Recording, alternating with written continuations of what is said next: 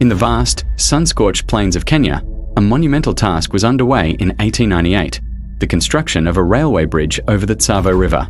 This project, meant to connect Uganda to the Indian Ocean, was a symbol of progress and human ingenuity. But soon, it would become the hunting ground for a pair of relentless, shadowy predators. This is the terrifying true story of the Tsavo Man Eaters. It began with whispers, then screams in the dead of night. Workers, mostly Indian laborists, started vanishing from their tents. At first, no one believed it. How could a lion be so bold as to drag a man from his sleep, from the perceived safety of the camp? But the disappearances continued, one by one, night after night. Panic began to ripple through the workforce. The railway project, once a source of pride, was now a place of unspeakable dread.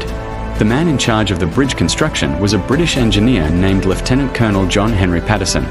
Initially skeptical, he soon witnessed the horror firsthand.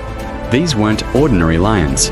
They were massive, cunning, and most unnervingly, they were maneless, a rare trait that made them look even more alien and fearsome. They worked in tandem, a coordinated team of killers. They leaped over the thorn fences, or bomas, built to protect the camp, as if they were mere twigs. They stalked the camp with a chilling intelligence, learning the layout and the habits of the men. Fear completely paralyzed the project. Workers refused to leave their tents after sunset. The rhythmic clang of hammers and the shouts of foremen were replaced by an eerie, watchful silence once darkness fell. Every rustle of the leaves, every distant call of a night bird, sent shivers of terror through the camp. Men would sleep in trees, huddled together in barricaded tents, their hearts pounding with every shadow that danced in the firelight. Hundreds of workers fled, abandoning their jobs, choosing to face the wilderness rather than another night of terror.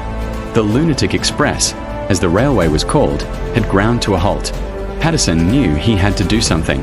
The fate of the entire project rested on his shoulders. He was an experienced hunter, but this was a challenge unlike any he had ever faced. He spent sleepless nights perched in makeshift platforms, or macans, rifle in hand, waiting. His first attempts were frustrating failures. The lions were too clever. They would avoid his traps, ignore his bait, and continue their nightly raids on the other side of the camp. It was as if they were mocking him, playing a deadly game of cat and mouse. Finally, after months of terror, Patterson had his chance. He managed to wound one of the lions. Following the blood trail, he found the beast ready to charge. With nerves of steel, he fired, and the first man-eater fell. The camp erupted in celebration, but the relief was short-lived. The second lion remained. This one, even larger and more aggressive, seemed to be seeking revenge for its fallen partner. It continued to stalk the camp with even greater audacity.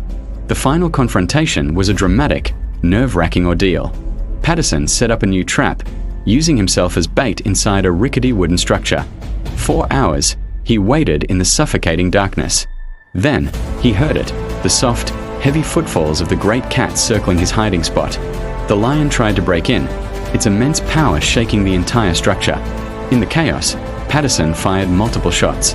The wounded beast escaped into the bush.